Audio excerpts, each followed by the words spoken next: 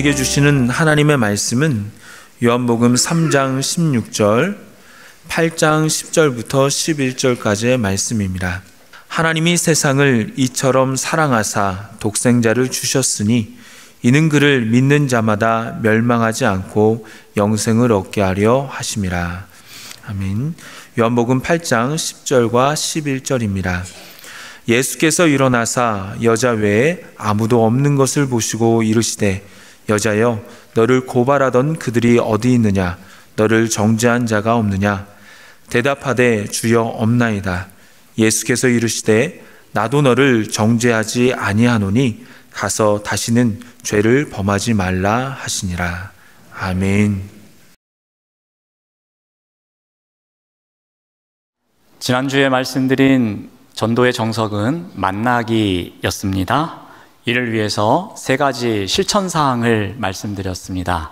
먼저 가능성 찾기였습니다. 변화의 가능성을 찾는 포용성 있는 눈이 우리에게 있어야 한다고 말씀드렸습니다. 그리고 두 번째로 공통 관심사 발견하기였습니다. 내가 상대에게 건너갈 수 있는 다리를 건설하기 위해서는 공통 관심사가 있어야 한다고 했습니다.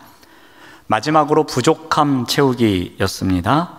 아픔의 소리에 그 부족함을 채워줄 수 있는 사랑의 말, 사랑의 표현, 사랑의 행동이 있어야 한다고 말씀드렸습니다.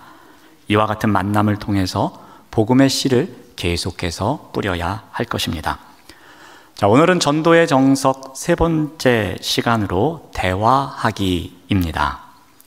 자, 전도 대상자를 만났을 때 대화의 방식은 매우 중요합니다. 왜 그런가 하면 대화를 통해서 이 교회와 그리스도인에 대한 잘못된 인상을 심어줄 수 있기 때문입니다. 그래서 이 대화의 방식에서 우리가 꼭 피해야 할 것이 있습니다. 복음을 전하기 위한 전도 대상자를 만났을 때는 다음과 같은 대화 방식을 갖고 있어서는 안 됩니다. 자, 먼저 길고 지루하게 이야기를 해서는 안 됩니다. 이야기를 너무 길게 하는 사람들이 있습니다. 이 그리스도인들이 말을 잘하다 보니까 말을 한번 시작하면 끝이 없습니다. 중요한 이야기만 깔끔하게 한 10분 정도로 끝낼 수 있는 이야기를 1시간 이상씩 하는 경우도 있습니다. 그러면 그런 사람을 다시 만나고 싶지 않습니다. 상대가 이야기하자 그러면은 어떠한 핑계를 대서라도 도망가려고 합니다.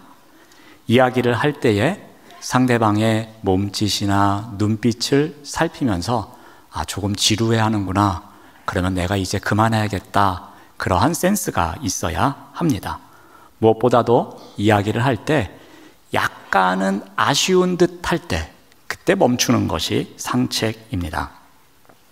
제가 예전에 선교단체에서 활동할 때였습니다. 이 성경 공부나 이 소그룹 모임을 하다 보면 이 나눔을 하게 됩니다. 그러다 보면 이 주어진 시간보다 훨씬 늦게 끝나는 일이 많았습니다. 나눔을 하면 너도 나도 말이 많다 보니까 시간 가는 줄을 모릅니다. 그나마 재미있게 이야기하면 시간 가는 줄 모릅니다. 그리고 무슨 이야기인지 이해할 수 있으면 괜찮습니다.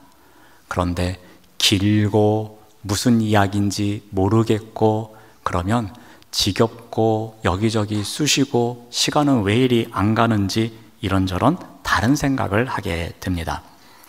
그때 아침 기도회가 매일 있었습니다. 이른 시간에 한 10여 명 정도가 모여서 이렇게 교회 로비에서 함께 기도회를 했습니다.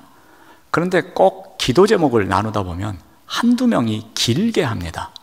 그리고 무슨 말인지도 모르게 기도 제목을 나눕니다. 어제 무슨 일이 있었는데 도대체 무슨 일인지 알아듣지 못하게 긴 시간 동안 이야기를 하면 내가 내일부터는 오지 말아야겠다라는 생각을 하게 됩니다. 그러므로 이야기가 길게 늘어지지 않도록 우리가 조심해야 할 것입니다. 두 번째로 하지 말아야 될 것은 복잡한 이야기입니다. 길게 이야기하는 것보다 더 안 좋은 습관이 복잡하게 이야기하는 겁니다. 뭔 이야기를 하면 주인공이 여러 명 등장합니다.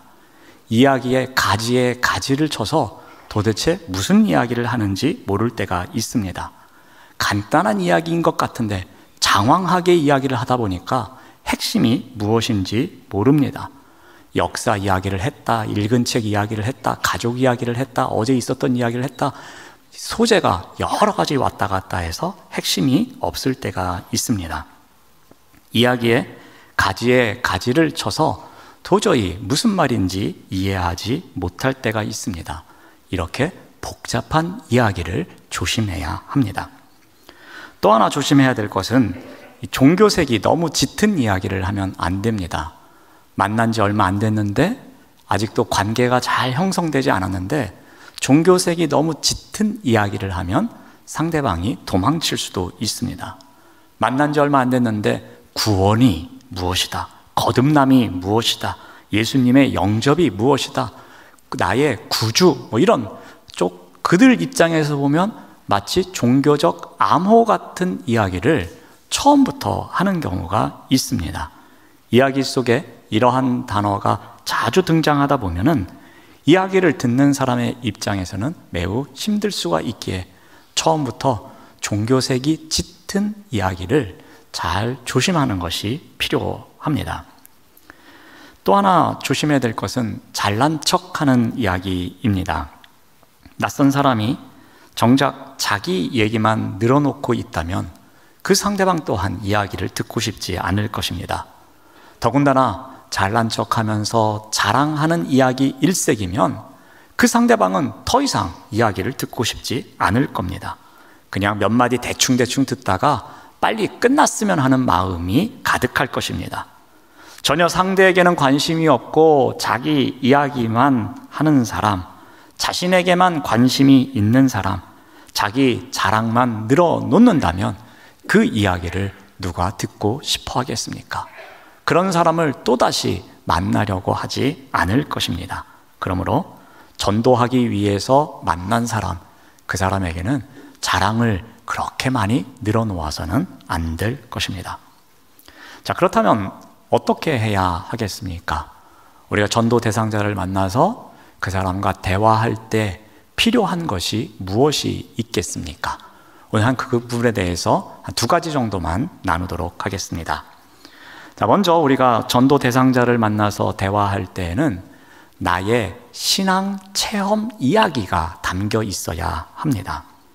우리가 예수 그리스도를 믿고 구원을 받았다면 어떠한 변화를 받았는지 그 신앙의 이야기가 있어야 합니다.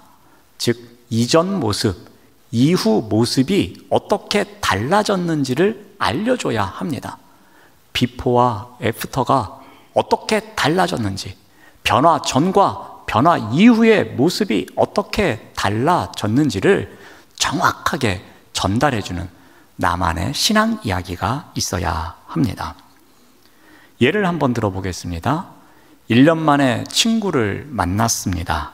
그 친구가 새로운 다이어트 방법을 통해서 살을 뺐다고 이야기합니다. 그러면 그 친구는 무엇이 궁금하겠습니까? 1년 전에는 몇 킬로였는데 지금은 몇 킬로로 감량이 되었는지, 어떠한 방법을 통해서 이렇게 다이어트를 성공했는지, 그 전과 그리고 후, 그리고 그 과정이 어떻게 되었는지 그것이 궁금할 겁니다. 무엇보다도 몇 킬로그램을 감량했는지 그 결과를 궁금해 할 것입니다. 나의 신앙의 이야기도 마찬가지입니다. 똑같은 원리입니다. 누군가가 우리에게 물어봅니다. 너 전에는 그렇게 열심히 안 다니더니 어떻게 이렇게 변했어? 너 같은 사람이 이렇게 신실한 그리스도인이 되었다고? 도대체 무슨 일이 있었던 거야? 그런 궁금함이 있을 때에 그 전의 모습과 그 중간 과정과 그 이후의 모습이 어떻게 달라졌는지를 정확하게 전달할 수 있는 나의 신앙의 이야기가 있어야 할 것입니다. 변화의 과정이 반드시 극적이지 않아도 됩니다. 다만 간단하고 일관되게 진실되게 전달하면 되는 것입니다. 요한복음 8장에 보면 한 여인의 이야기가 나옵니다. 서기관과 바리새인들이 가는 현장에서 한 여인을 붙잡아 예수님께로 데리고 옵니다. 그리고 모세의 율법 이야기를 합니다. 그들은 이 여인을 어떻게 할 것인지 예수님께 질문합니다. 예수님은 그들이 다그치는 말에 대해서 한마디로 말씀하십니다. 죄 없는 자가 먼저 돌로 치라, 이렇게 말씀하십니다. 그러자 예수님의 말씀에 가책을 느낀 사람들이 하나둘씩 그 장소를 떠납니다. 그리고 예수님께서는 여인에게 다음과 같이 말씀하십니다. 오늘 우리가 읽은 본문 요한복음 8장 10절입니다. 너를 고발하던 그들이 어디 있느냐? 너를 정죄한 자가 없느냐라고 말씀하십니다. 이어서 11절에서 이렇게 말씀하십니다. 나도 너를 정죄하지 아니하노니 가서 다시는 죄를 범하지 말라라고 말씀하십니다. 여인에게 너를 정죄하던 자들이 아무도 없다. 나도 너의 죄를 정죄하지 않겠다. 그러니 이제 가서 다시는 죄 짓지 말고, 다시는 옛사람의 모습을 갖고 살아가지 말고 새 사람의 모습을 갖고 살아가렴이라고 말씀하십니다. 예수님은 지금 죄를 짓고 끌려온 한 여인을 정죄하고 그를 책망하고 그에게 모욕감을 주시는 것이 아니라 어떻게 하면 이 여인에게 사랑을 전할 수 있을까? 어떻게 하면 이 여인이 이 어려움을 이겨낼 수 있을까에 관심이 있었던 것입니다. 자, 그러면 여기서 우리가 한 가지 생각해 볼 것이 있습니다. 과연 이 여인이 이날 이후의 삶이 어떠했을까라는 것입니다. 과연 이 여인이 옛사람의 모습으로 다시 돌아가서 이전처럼 죄를 짓고 살았을까? 아니면 예수 그리스도를 만난 이후에 변화되어 새 사람의 모습을 갖고 살았을까라는 겁니다. 성경에 그 이후에 대한 이야기는 나오지는 않습니다. 하지만 우리는 쉽게 추측할 수 있습니다. 이 여인은 예수 그리스도를 만난 이후 이전과는 다른 삶을 살았을 것이라는 겁니다. 예수 그리스도를 만난 이 여인은 이제 사람들을 만날 때마다 예수님을 소개하면서 살았을 것입니다. 내가 정말 어려운 일이 있었어. 내가 이런 일 때문에 바리새인과 서기관들에게 잡혀서 광장에서 사람들에게 모욕감을 당하고 있었어. 그리고 그들은 나를 돌로 쳐서 죽이려고 했어. 그런데 그 순간 예수님이 나타나셨어. 예수님이 나에게 손을 내밀어 주셨어. 예수님은 그들과 달리 나를 책망하거나 비난하거나 손가락질하지 않으시고 나에게 사랑을 베풀어 주셨어. 그리고 내가 구원이 무엇인지, 자유가 무엇인지 알게 해주셨어 라고 사람들에게 예수님에 대해서 소개하며 다녔을 것입니다. 여인은 만나는 사람마다 자신에게 변화를 주셨던 예수님, 그 예수님에 대해서 단순하지만 간결하게 진심을 담아서 그 예수님에 대해서 자신의 신앙 이야기를 소개하며 살았을 것입니다. 제가 지난 월요일에도 운동을 하러 갔습니다. 여전히 트레이너는 2주 연속 등장한 것을 모르고 있었습니다. 그래서 오늘 마지막으로 등장시키고 내일은 가서 제가 자수를 하려고 합니다. 어느 날 저에게 질문을 했습니다. 목사님은 어떻게 목사님이 되셨어요? 어릴 적부터 목사가 되고 싶으셨어요? 라고 질문을 합니다. 그래서 제가 저의 신앙 이야기를 간결하게 이야기했습니다. 저는 목사가 되기 싫었습니다. 저는 아주 젊었을 때는 이 겉사람의 가치가 매우 소중하다고 생각했습니다. 그리고 그 겉사람의 가치는 돈을 통해서 추구할 수 있노라고 생각했습니다. 그래서 돈을 많이 버는 직업을 갖고 싶었습니다. 근데 목사는 돈과는 거리가 멉니다. 그래서 저는 목사가 되기 싫었습니다. 그런데 어느 날 겉사람의 가치보다 속사람의 가치가 소중하다는 것을 깨닫기 시작했습니다. 그래서 고민하기 시작했습니다. 겉사람의 가치를 추구하는 삶보다 속사람의 가치를 추구하기 위해서는 어떻게 해야 될까 고민하는 가운데 이 친구 교회에서 있는 수련회에 참석을 했습니다.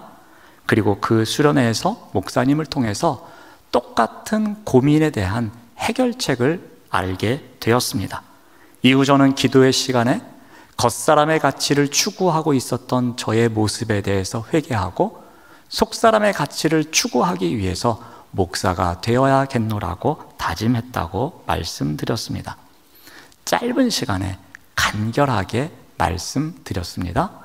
만약에 제가 그 시간에 그 과정을 길게 풀어서 재미없게 그리고 심각하게 한 편의 설교를 하듯이 했더라면 아마도 트레이너는 그 이후에 저에게 신앙의 이야기는 꺼내지 않았을 것입니다. 이분에게 잘못 신앙에 대한 질문을 했다가는 내가 힘들게 되겠다, 그런 마음 때문에 아마 질문을 하지 않았을 것입니다. 그런데 그러한 질문을 했을 때 가급적 짧게 그리고 중요한 이야기만 하는 것이 중요합니다. 사랑하는 여러분, 복음의 씨를 뿌리기 위해서 대화할 때에 기회가 꼭 옵니다.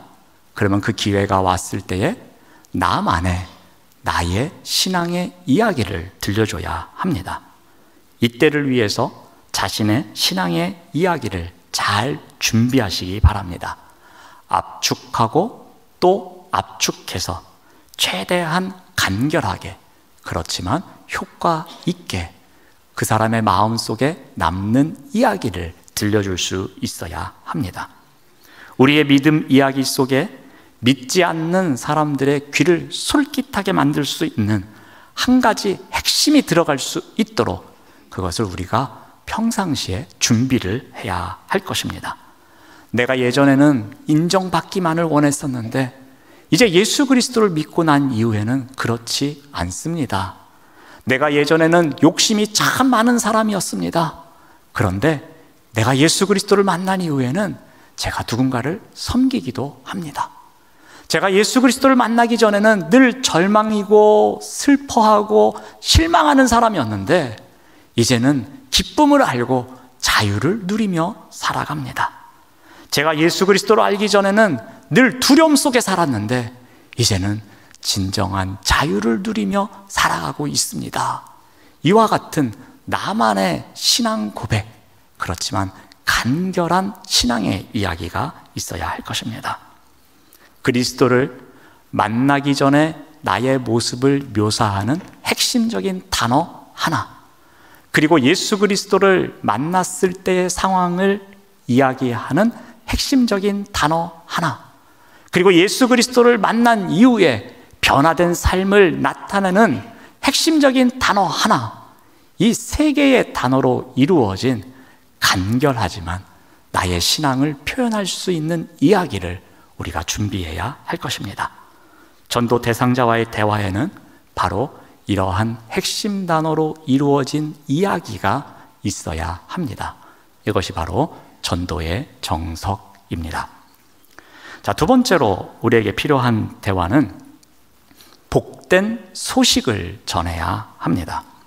전도 대상자와의 만남이 계속되어지고 있습니다. 그러던 가운데 이 사람의 마음이 조금씩 열리고 있다는 것을 느낄 때가 있습니다.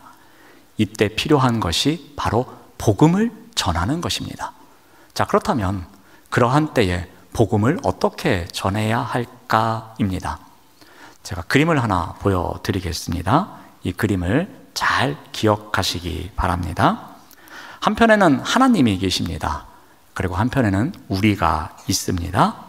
그리고 그 둘 사이에는 거대한 틈이 있습니다. 이 틈을 성경에서는 죄라고 하고 그 죄의 값을 죽음이라고 말합니다. 사람들에게는 딜레마가 있습니다. 건너서 하나님께로 가고 싶어 합니다. 하지만 그 틈을 뛰어넘을 수가 없습니다. 나의 노력으로, 나의 힘으로 그 틈을 뛰어넘으려고 하지만 한계에 부딪힙니다. 그래서 절망할 수밖에 없는 상황입니다. 하지만 하나님께서는 우리를 사랑해 주셨습니다. 그래서 이 틈을 건너올 수 있도록 다리를 만들어 주셨습니다. 바로 그 다리가 독생자 외아들이신 예수 그리스도이셨습니다. 이 외아들을 통해서 다리를 만들어 주시고 우리가 그 틈을 넘어서 하나님께로 나아갈 수 있도록 해주셨습니다.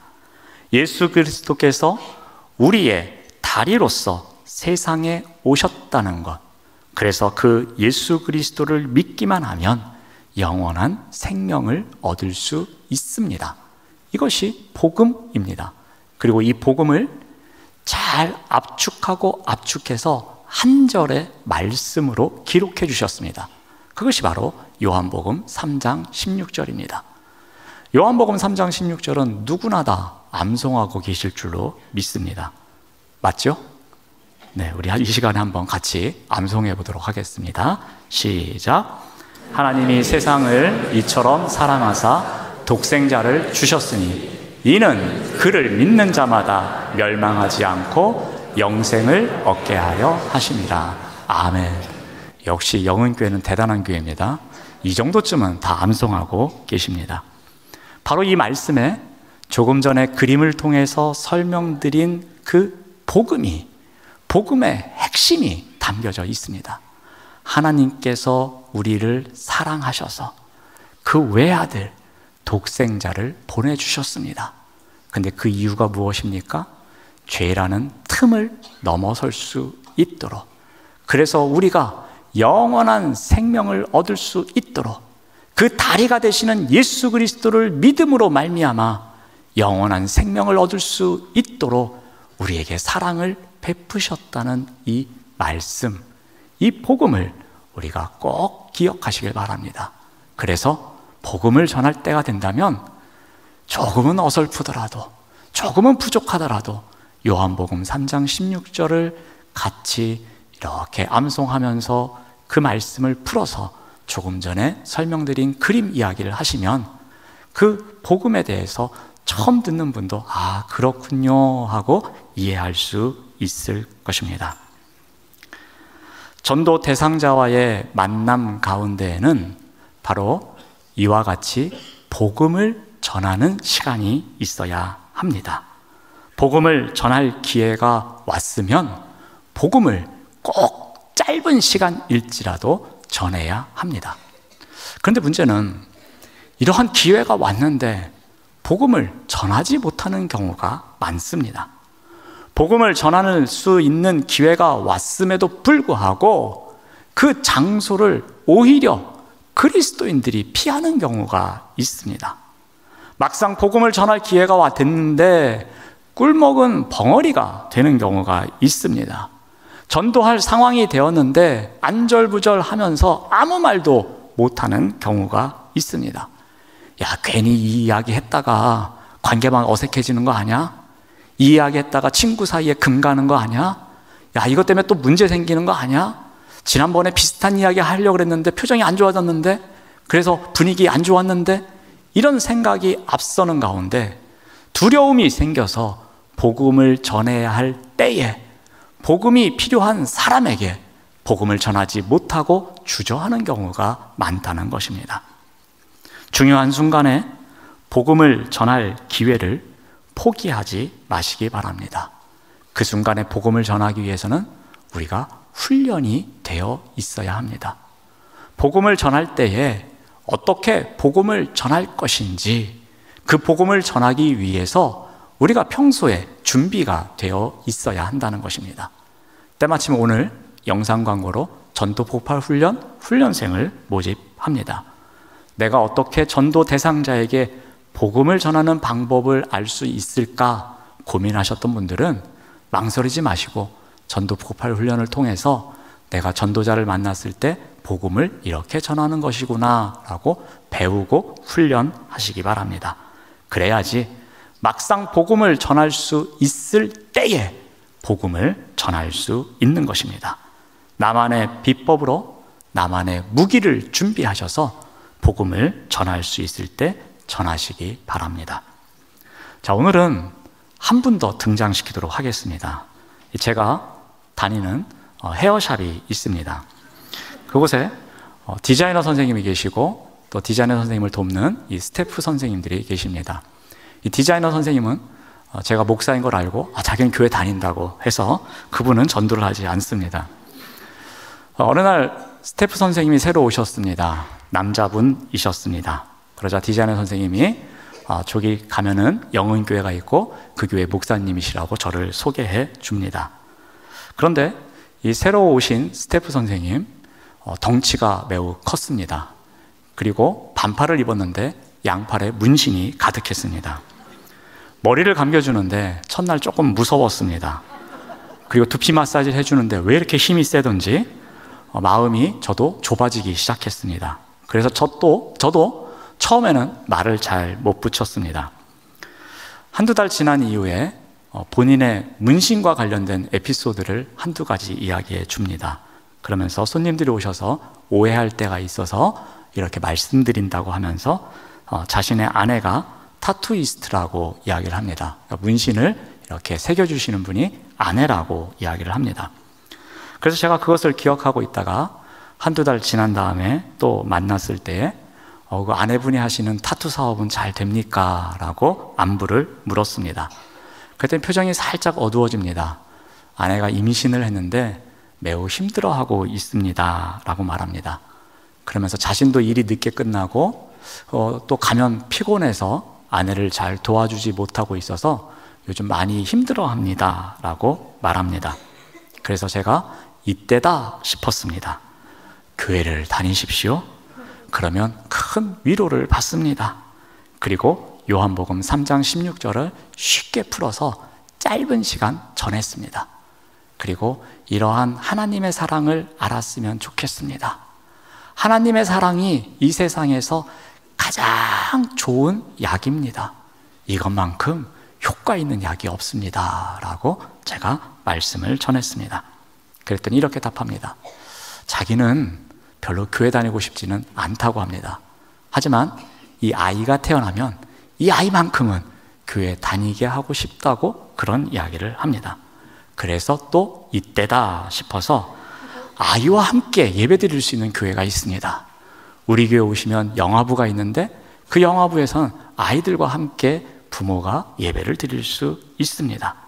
그러니 아이가 태어나면 저희 교회 오시든지 아니면 집에서 가까운 교회에 그러한 예배가 있는 교회를 가셔서 꼭 예배를 드리시면 좋겠습니다 라고 말씀을 드렸습니다.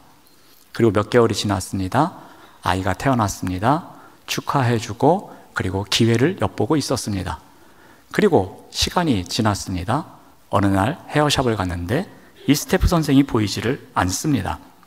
그래서 디자이너 선생에게 안부를 물었습니다.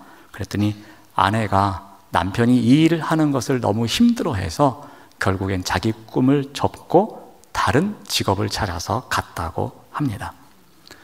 아마도 다시는 이분을 만날 수는 없을 것입니다. 그리고 앞으로 그 가정에 어떠한 일이 일어날지 아무도 모릅니다. 하지만 필요한 순간에 저는 복음을 전해야 했고 그리고 그 복음이 언젠가는 열매를 맺을 것이라는 기대를 갖고 그분이 생각나면 기도를 하곤 합니다. 사랑하는 여러분, 전도 대상자와 대화할 때에 복음을 전하는 과정이 있어야 합니다. 그리고 이를 위해서 우리가 철저히 준비해야 합니다. 바로 이것이 전도의 정석입니다. 오늘은 전도의 정석 세 번째 시간으로 대화하기라는 주제로 함께 살펴보았습니다. 어떤 대화를 나눠야 할까 살펴보았습니다. 그 전에 해서는 안 되는 이야기 방식이 있습니다. 이야기를 길게 하면 안 됩니다. 이야기를 복잡하게 하면 안 됩니다. 그리고 종교색이 너무 짙은 이야기를 처음부터 해서도 안 됩니다. 그리고 무엇보다도 내 자랑만 늘어놓아서도 안 될 것입니다. 그러면 어떻게 해야 하겠습니까? 나의 소중한 신앙의 이야기를 준비하시기 바랍니다. 예수 그리스도를 만나기 전에 나의 모습, 예수 그리스도를 만날 때의 나의 모습, 예수 그리스도를 만난 이후의 나의 모습을 단어 하나로 표현하실 수 있어야 합니다. 그래서 그것을 통해서 나의 신앙 이야기를 들려줘야 할 것입니다. 또한 복음이 필요한 자에게 복음을 전해야 할 것입니다. 복음을 전하기 위해서도 나만의 방식을 준비해야 할 것입니다. 조금 전에 보여드렸던 그 사진에 나오는 그림처럼 요한복음 3장 16절 말씀을 쉽게 풀어서 그 하나님의 사랑이 얼마나 놀라운지를 우리가 짧지만 정확하게 상대방에게 전할 수 있어야 할 것입니다. 이를 위해서도 준비해야 합니다. 이와 같은 대화하기를 통해서 복음의 씨를 열심히 뿌리며 전도자의 사명을 다하며 살아가시는 우리 모두가 되시기를 바랍니다. 기도하겠습니다. 하나님 감사합니다. 우리의 대화를 통해 누군가에게는 복음의 씨가 뿌려지게 하여 주시옵소서. 이러한 대화를 통해 우리의 신앙 이야기를 잘 준비하게 하옵시고 복된 소식을 전하기 위해 열심히 훈련받는 우리 모두가 될 수 있도록 인도하여 주시옵소서. 예수님의 이름으로 기도드립니다. 아멘.